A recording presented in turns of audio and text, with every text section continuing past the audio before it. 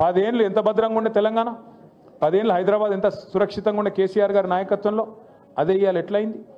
లైట్లు పనిచేయాయి, బుగ్గలు పనిచేయాయి, పొక్కలు ఊడిస్టోడు లేడు, డే లైట్ మర్డర్స్ అవుతాయి, డే లైట్ల జ్యువెలరీ షాప్ల మీద వాడు దోసుకుంటారు, ఆడపిల్లల మీద అత్యాచారాలు పెరుగుతాయి.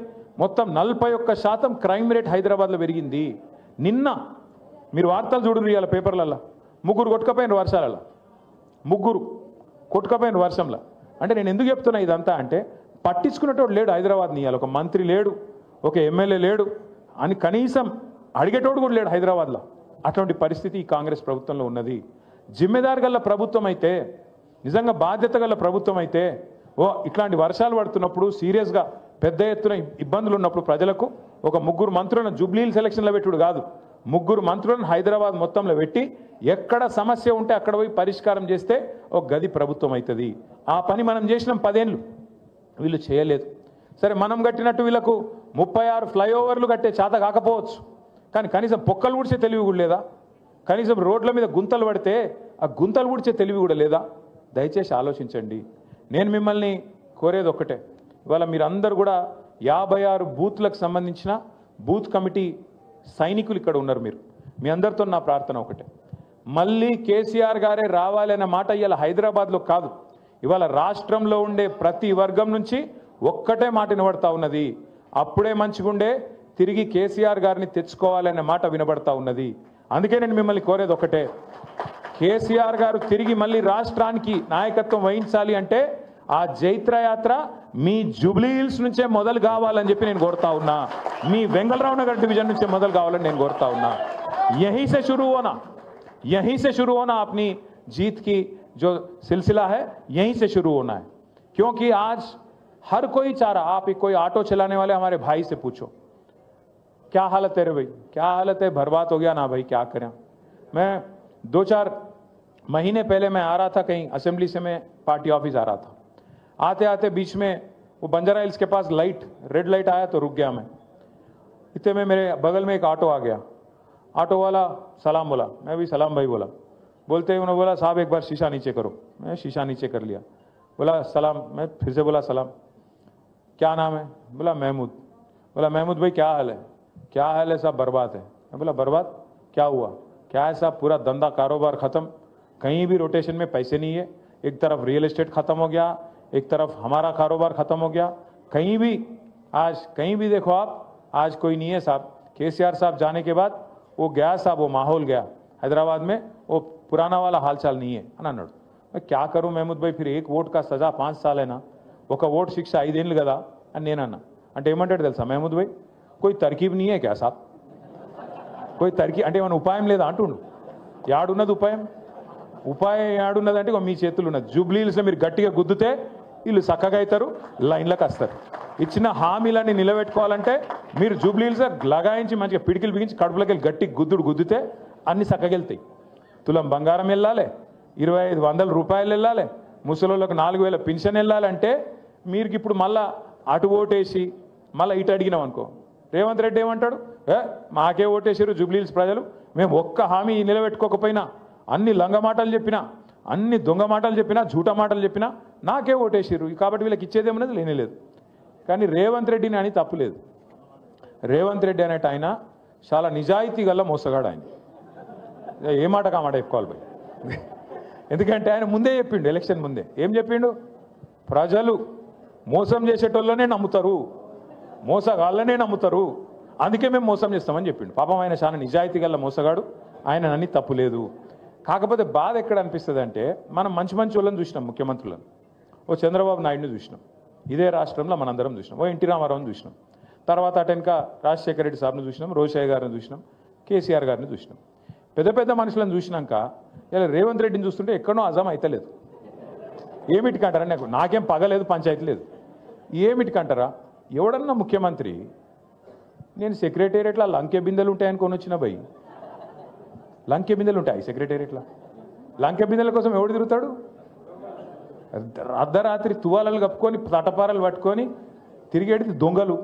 ఎవడన్నా ముఖ్యమంత్రి లంకె బిందెలు ఉంటాయంటాడు సెక్రటేరియట్లో, గట్లు ఉన్నాడు ఈయన.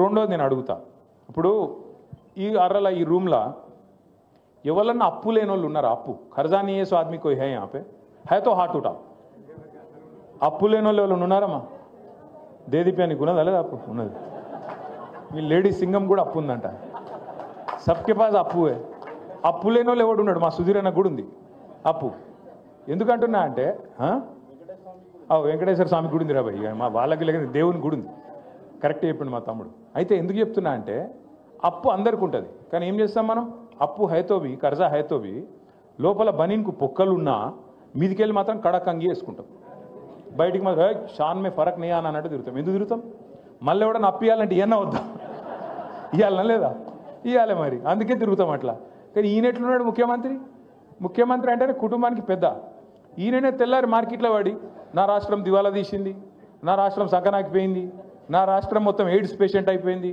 నా రాష్ట్రం క్యాన్సర్ పేషెంట్ అయిపోయింది నేను ఢిల్లీకి పోతే నాకు ఎవడు అపాయింట్మెంట్ ఇస్తలేడు నాకు అపాయింట్మెంట్ ఇస్తే చెప్పులు ఎత్తుకపోతాడేమో అని భయపడుతుర్రు ఇట్లా మాట్లాడతాడు ముఖ్యమంత్రి గీననట మన జుబ్లీల్స్ని ఉద్ధరిస్తారట హైదరాబాద్ను ఉద్ధరిస్తారట మీరు ఆలోచన చేయండి గిసొంటి ముఖ్యమంత్రిని ఎవరైనా చూసినామా ఇంకోటి అప్పు ఉందనుకో ఇప్పుడు నేను సుధీర్ అన్న కాడ 1 లక్ష రూపాయలు అప్పు తీసుకున్నా అనుకో చెప్తా నేను ఏం చెప్తా అన్న ₹1 మిత్తి ఇస్తా నాకు 6 నెలల్లో వాపస్ ఇస్తా అని చెప్తా ఏదో వెళ్ళలేదు నాకు సుధీర్ అన్న ఫోన్ చేస్తుండే 6 నెలల తర్వాత ఏమైనా భయ్ ఇస్తలేవు అని 2 సార్లు ఫోన్ ఎత్తుతా 3 సార్లు ఫోన్ కట్ చేస్తా I'm not accessible not reachable అని పెడతా పెట్టినాక ఓ రోజు సుధీర్ అన్న వచ్చి పట్టుకుంటాడు అరే దొరుకుతలేవు ఏం సంగతి రాబాయ్ అని పట్టుకున్నాక ఏం చేయాలి నేను అరే కాదన్న దండం పెడతాను ఏమనుకోక జర వెళ్తలేదు ఇంకో నెలాగి ఇస్తా అని చెప్తా కానీ ఈ ముఖ్యమంత్రి ఎట్లున్నాడు తెలుసా ఎలక్షన్ల ముందు వాగ్దానాలు చేసినావు కదా అడ్డమైన వాగ్దానాలు ఇచ్చినావు కదా మరి ఏమాయబాయి నిలబెట్టుకుంటలేవు అని మేము అడిగితే ఏమంటుండే తెలుసా ఏం చేస్తారు నన్ను కోసుక తింటారా కోసుక తిని నీకు ఏమన్నా సేపువా మామిడికాయవా ఎవడు కోసుక తింటాడు ఏం కోసుక తింటాడు అంటే గంత గిట్లాంటి మాటలు మాట్లాడే ముఖ్యమంత్రి నా జీవితంలో అయితే నేను చూడలేదు పెద్ద వాళ్ళని చూసినాం మంచి వాళ్ళని చూసినాం ఇసొంటోని ఎప్పుడు చూడలే మరి ఇసొంటోని చేలగాళ్ళు అందరూ వచ్చి వెంగళరావు నగర్ చుట్టుముట్టి మేము ఉద్ధరిస్తాం మేము ఇది చేస్తాం అంటే అసలుడే సక్కగలేడు మీరేం చెప్తారు నాకు అర్థం కాదు తుమ్మల నాగేశ్వరరావు ఏం చెప్తాడు పొన్నం ప్రభాకర్ ఏం చెప్తాడు వివేక్ ఏం చెప్తాడు వాళ్ళతో ఏమవుతుంది ఊదుగాలది పీరి లేవది ఏది కూడా జరగదు ఎలక్షన్ తెల్లారి ఒక్కడు కూడా పత్తు ఉండడు మళ్ళా మిగిలేది గిదే గులాబీ కండువా హైదరాబాద్లో తప్ప మళ్ళీ ఎవడు అడ్రస్ కూడా దొరకడు కాంగ్రెస్ వాడు యాది పెట్టుకోండి నేను మిమ్మల్ని అందరినీ కూడా ఒక్కటే కోరుతున్నా మనోళ్ళకి ఏమలవాటు అంటే వెంగళరావు నగర్లో కానీ హైదరాబాద్లో కానీ మీరందరికీ మనకు కొద్దిగా నవాబీ టచ్ ఉంటుంది కదా హైదరాబాద్లో అంటే కొద్దిగా నవాబీ టచ్ ఉంటుంది మనం జల్ది వెళ్ళాం ప్రచారం మెల్లగా ఆరామ్సే उठते आराम से चलते आराम से अपना काम चलता सुबह 9 बजे मीटिंग बोलते कैसे आना रे भाई रात को 2 बजे सोए कैसे उठना ఈ టైప్ ఉంటాం మనం ఈ ఒక్క 2 నెలలు దయచేసి కొద్దిగా టైంకు వండుకోండి టైంకు లేవురి జర్ర కష్టపడురి దయచేసి నెంబర్ 1 రిక్వెస్ట్ మీకు పడదామా వద్దా ఆ పొజిషన్లు ఉన్నాం కాబట్టి మళ్ళీ పొజిషన్లకు రావాలంటే లగాయించి పని చేస్తేనే అవుతుంది తప్ప మనం డైలాగులతో కాదు నెంబర్ 1 నెంబర్ 2 మరి గోపీనాథ్ ఉండే పెద్ద దిక్కు మీ అందరికి అండగా ఉండే మరి అన్నవాయే కదా ఎట్లా గోపన్న లేడు కదా ఎట్లా అనే బాధ మీకు ఉండొచ్చు మీ అందరికి నేను మాటిస్తున్నా ఒక్క గోపన్న లేడు కానీ గింత పెద్ద కుటుంబం మీకున్నది నేనున్నా విష్ణన్ ఉన్నాడు సుధీర్ అన్న ఉన్నాడు భాస్కర్ అన్న ఉన్నాడు సోయల్ భాయ్ ఉన్నాడు సునీతం ఉన్నది దేదీప్యం ఉన్నది ఇంతమందిని కూడా మీరు ఏ అర్ధరాత్రి పిలిచినా మీ కాడికి వచ్చే బాధ్యత మాది తప్పకుండా మిమ్మల్ని కాపాడుకునే బాధ్యత మాది పెడతారు కేసులు పెడతారు బెదిరిస్తారు ఇది అంటారు అదంటారు మీరు చూస్తూనే ఉన్నారు కదా నా వెంబడి ఎట్లా పడ్డారు కేటీఆర్ని ఇలా జైల్లో పెడతారు అని ఒకడు అంటాడు బాంబులు వెళ్తూనే ఉన్నాయి దసరాకని ఒకడు దీపావళికి అంటాడు ఒకడు మరి ఆ దీపావళి పోయింది ఇప్పుడు మళ్ళీ దీపావళి వస్తుంది బాంబు లేదు భీము లేదు భయపడద్దు రాజకీయంలో ఇవన్నీ కామను వాళ్ళు ఏందో చేస్తాం కేసులు పెట్టి బెదిరిస్తాం అనుకుంటారు భయపడితే మనం లీడర్లం కూడా కాదు బరాబర్ కొట్లాడాలి ఒక పీజేఆర్ కొట్లాడినట్టు ఒక కేసీఆర్ కొట్లాడినట్టు